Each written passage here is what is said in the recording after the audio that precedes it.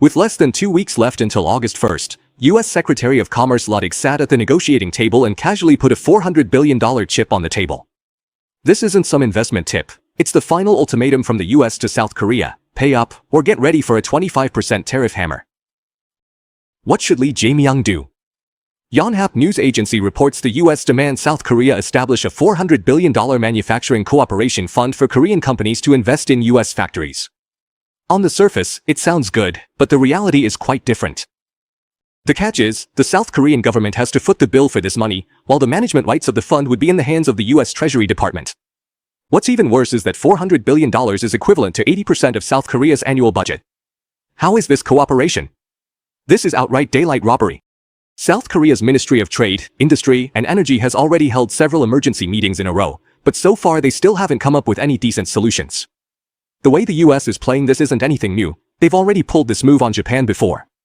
The US-Japan Joint Sovereign Wealth Fund started out at $300 billion and later increased to $400 billion. The US and Japanese governments manage it together, but everyone knows who really calls the shots. Japan obediently paid up, and now it's South Korea's turn.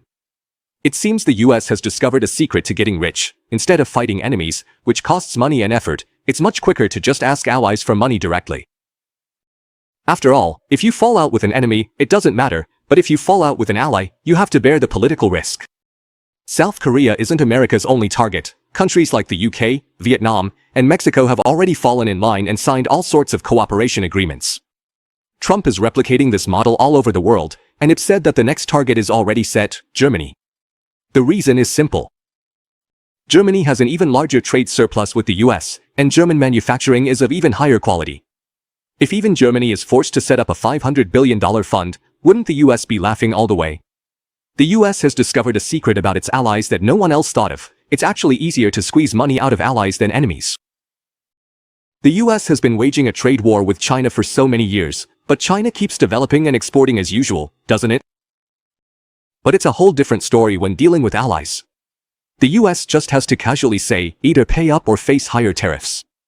These allies immediately back down. The reason is simple: they don't dare to fall out with the US, because doing so would mean losing their security umbrella, a risk they simply can't afford to take.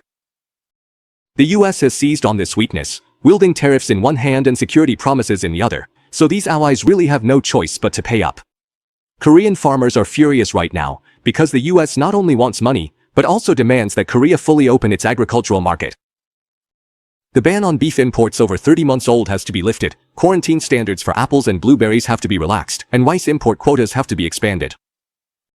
If these measures are really implemented, Korean farmers have already threatened to stage a repeat of the 2008 mad cow disease candlelight protests, which saw millions take to the streets.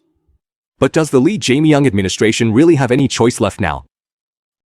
Semiconductor exports make up 21% of Korea's total exports. If the US actually imposes a 25% tariff, Korea's economy would immediately be paralyzed. This time, Korea might really not be able to withstand it. $400 billion is no small sum. Even if Korea were to divert the entire $34 billion advanced strategic industry fund it set up at the beginning of the year, it would still be just a drop in the bucket. What's even more critical is that if this money flows to the US, it means Korea's domestic manufacturing sector will hollow out even faster. Samsung, SK, these companies are moving their production lines to the US, leaving nothing but empty factories back in Korea. When that happens, Korea will truly become just a laborer for the US, forced to watch Americans count their money while the US continues its model of exploiting others. It looks like this approach will keep spreading.